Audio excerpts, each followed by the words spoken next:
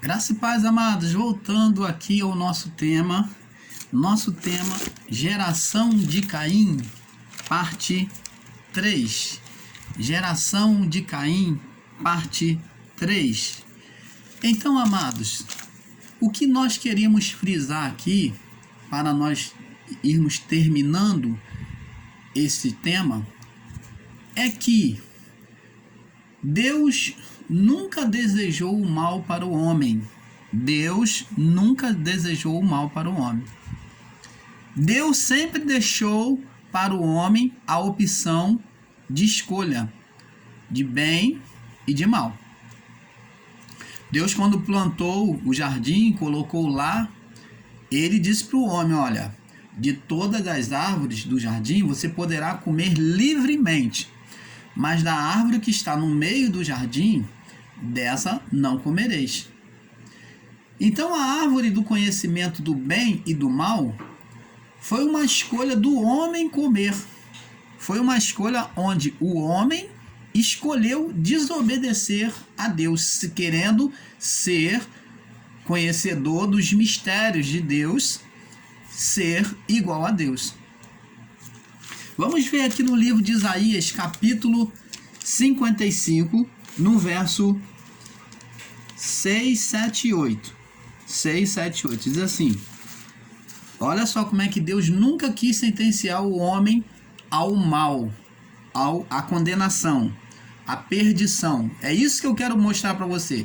Deus nunca no seu coração desejou escolher o homem para condenação, escolher um e condenar o outro. Preste atenção, diz aqui, verso 6, Isaías 55, 6, 7 e 8. Buscai ao Senhor enquanto se pode achar, invocai enquanto está perto. Então aqui é uma exortação de Deus para que o povo viesse buscar o Senhor, o povo israelita. E diz aqui: olha o conselho de Deus, deixe o ímpio o seu caminho. Veja aqui, amados, que Deus está dando uma oportunidade do ímpio, aquele que comete a impiedade, a maldade, o pecado da maldade, ele deixar o seu caminho, que é a impiedade, a prática do pecado, da maldade. Ele diz: deixe o ímpio o seu caminho e o homem maligno, olha, o que pensa mal, o homem que projeta o mal, o homem maligno, os seus pensamentos, e se converta ao Senhor.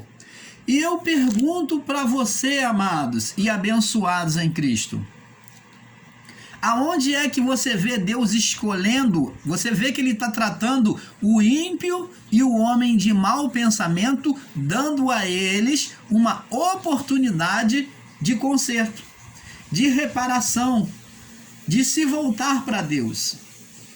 Você está vendo que Deus aqui, ele não escolhe um e outro. Deus nunca teve problema com o corpo. Mas o problema de Deus é com os pensamentos maus. Então ele está falando aqui, ó: deixe o ímpio os seus caminhos, as suas práticas de maldade, e o homem mau o seu pensamento. Porque o ímpio projeta o mal contra o seu próximo e desobedece a Deus. E o homem mau projeta o mal, a violência, o mau pensamento contra o seu próximo. Então Deus está convidando a esses homens uma conversão, uma mudança de comportamento, de pensamento. Você está vendo que Deus está pegando o ímpio e querendo tirar, resgatar ele dessa condição de maldição? Como que pode então eu vir pregando em graça e dizer para você, ensinar você que existe o eleito e o não eleito, o filho da salvação e o filho da perdição? Aí você vai me dizer assim, vamos lá agora. Ele diz aqui, ó: deixe o ímpio o seu caminho, no verso 7, e o homem maligno seus pensamentos, e se converta, ó, mude a sua condição, ó, e se converta ao Senhor, que se compadecerá, olha só a misericórdia de Deus, se compadecerá dele. Torne-se para o nosso Deus, porque é grandioso em perdoar. Então, amados, como é que Deus escolhe se o ímpio ele teria direito de salvação? Está escrito aqui pela boca do profeta Isaías, que já havia profetizado sobre a vida do povo de Israel, daqueles que estavam tomando caminhos errantes. O ímpio, o homem mau. Deus disse que ele era o quê? Porque é grandioso em perdoar. E fala que ele se compadece daquele que se converte. Como é que, então, havia uma escolha? Então, vamos colocar o pensamento, vamos refletir. Então, quer dizer que Deus escolhe e daqui a pouco ele abandona e não escolhe. É isso? Seria esse o pensamento certo? Que Deus me escolheu e daqui a pouco, se eu fosse para o caminho mau, então, eu seria, levado à perdição de novo? Seria um pensamento e um ensino igual ao do sistema religioso, aonde Deus se arrepende daquilo que faz, desfaz tudo, daqui a pouco. Não existe isso, amado. Ou você é de Deus, ou você não é. E todos, após o juízo, é o que nós, do nosso canal Luzes da Graça, ensinamos. Todos, após os juízos, são filhos de Deus. Para eles, naquela época, o apóstolo João diz: a todos quantos os receberam, que aceitou a palavra da pregação, que se arrependeram, deu-lhes o poder de serem feitos filhos de Deus. Para eles, naquela época, eles foram feitos. Nós já viemos. Deus concedeu poder à legalidade de serem incluídos como filhos, eles antes do juízo. Se eles antes da condenação do Espírito foram incluídos como filho, se no período da condenação do Espírito eles foram incluídos como filhos, enquanto mais a nós que não tem juízo, não há condenação. Fomos recebidos, privilegiados como filhos eleitos. Aí sim, somos filhos eleitos. Por quê? Porque eleitos como? Porque tivemos o privilégio. Privilegiado. Porque, na verdade, essa palavra eleitos não deve entrar. Porque eleição é separação. Quando a palavra fala de eleição, foi eleição para aquele povo. E nós, se dissermos que somos eleitos em relação ao mundo antigo. Porque somos especiais. Aí sim, poderemos dizer que somos eleitos em relação ao mundo antigo, que estamos numa posição privilegiada como filhos, aonde não tem mais filho da salvação e filho da perdição, aonde não tem mais salvos e não salvos. Você está entendendo, amado? Vamos agora no próximo livro, João capítulo 13. Olha o que Jesus disse. João capítulo 13. João 13, no verso 2. Diz assim. João 13, no verso 2. Diz assim: e acabada a ceia, tendo já o diabo, com letra minúscula, que significa opositor, espírito opositor, aonde existe a palavra diabo, você pode até marcar na sua Bíblia e colocar espírito opositor. Então diz aqui, e acabada a ceia, tendo já o diabo posto no coração de Judas Iscariotes, filho de Simão, que o traísse. Preste atenção, Judas, como foi falado, ele não foi escolhido, ele não veio da geração de Caim como filho da perdição. Mas Judas, ele se incluiu como filho da perdição, como o homem da perdição diante dos discípulos. Ele era o filho da perdição que Jesus falou. Por quê? Porque no coração de Judas, o mesmo espírito adâmico, o mesmo espírito, que era o espírito que imperava, preste atenção, amados e abençoados. Temos que entender que Adão e Eva levantou um espírito opositor. É um espírito mesmo. Eles criaram um ser não de cauda, não de asas, não de chifre, mas diante de Deus eles criaram um espírito, porque eles tinham a natureza divina e eles levantaram, quando eles desejaram ser igual a Deus, eles levantaram um Deus espiritual, um príncipe, que foi chamado príncipe do império das trevas. Eles levantaram um espírito diante de Deus, que se tornou o Deus deste século. O século, qual século? O século lá passado, antes do juízo.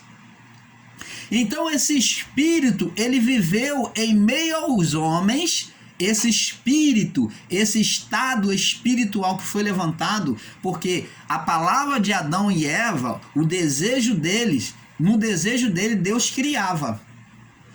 Eles tinham a natureza divina de criar como Deus, e eles criaram pelo Espírito, entendeu? Assim como Deus disse o haja, eles, quando desejaram ser como Deus, eles, na autoridade divina neles, pelo Espírito, eles criaram. Só que o Espírito se retirou deles. E esse ser espiritual de oposição a Deus dominariam as mentes e os corações, a partir dali até o juízo. Você está entendendo, amados? Então, esse ser espiritual realmente existiu. Não da forma que o sistema ensina e crê. Ele foi criado pelo desejo e o estado de ser igual a Deus. Então criou-se um ser de oposição, um espírito diante do Pai, tá? Que dominava as mentes e os corações de toda a criação até o juízo, e ele fazia oposição a Deus. Então, quando diz aqui que o diabo colocou, era o espírito criado por Adão, pelos seus pais, pelos antigos, que estava sugestionando a mente de Judas. Na própria carne, ele levantou no coração de Judas que traísse a Jesus. Você está entendendo, amados? Então, o canal Luzes da Graça já por muitas vezes criou um ensino sobre, dizendo que esse espírito não existe, esse ser não existe. Mas esse ser, né, estudando as escrituras, nós vemos que esse ser, ele existiu a partir da criação, aonde homem e mulher desejaram ser igual a Deus. Então nós vamos ver, agora vamos começar a entender todos os mistérios aonde o diabo, o Satanás, se levanta contra Deus, fazendo oposição a Deus.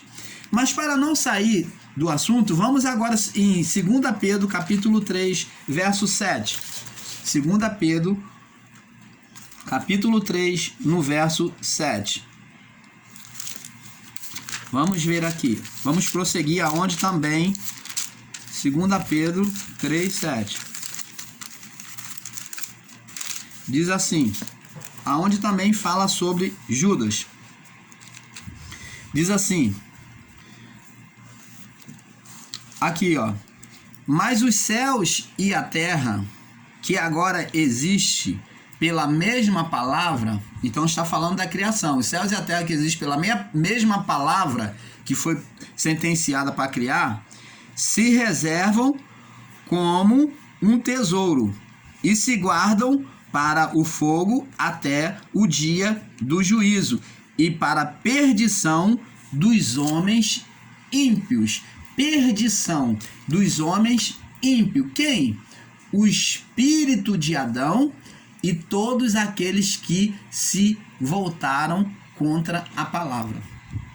Todos aqueles que aderiram ao espírito de Adão.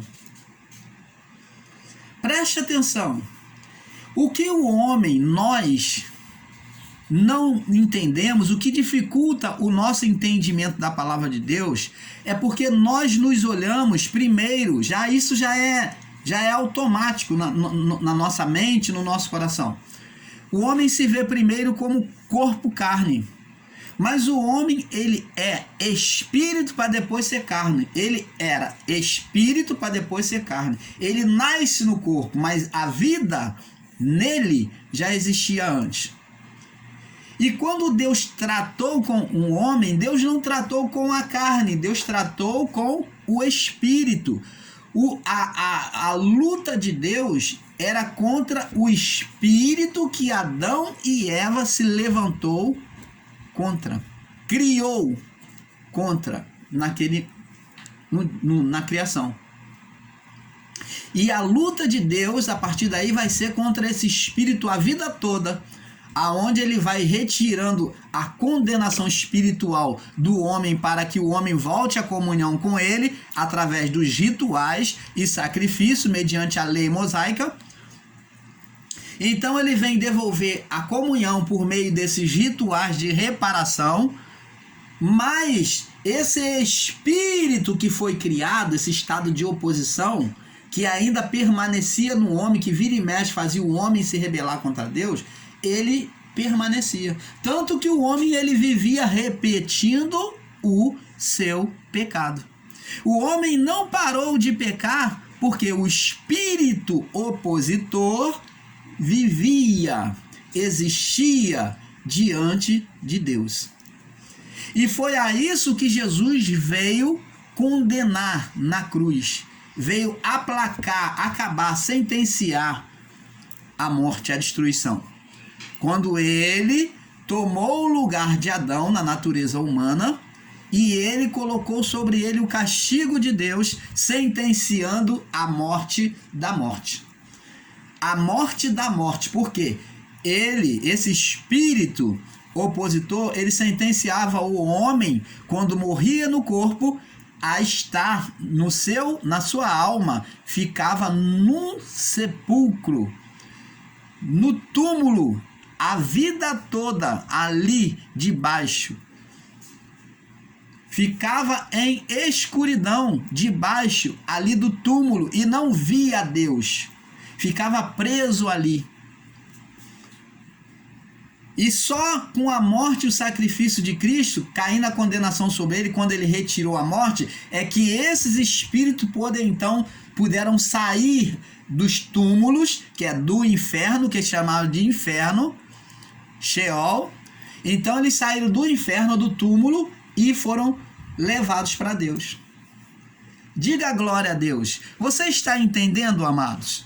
Então a condenação da lei, a lei condenava esses espíritos a estarem aprisionados no túmulo. E é sobre a lei que esse espírito opositor condenava toda a criação diante de Deus. Então já estava no homem, era um espírito, um estado repetitivo de pecado. Então se levantou um espírito, uma imagem diante de Deus, espiritual, não era física, que condenava o homem. Que quando Deus olhava para o homem, via condenação, criou uma imagem má do homem para Deus. Então, ele fazia esse estado de repetição de pecado, além disso. Você está entendendo, amados? Em Gênesis 4, no verso 5, vamos ver aqui, Gênesis 4, versos 5 e 6, para nós passarmos para o próximo vídeo. Gênesis 4, versos 5 e 6. Gênesis 4, 5, 6 ao 7, aliás. Diz assim: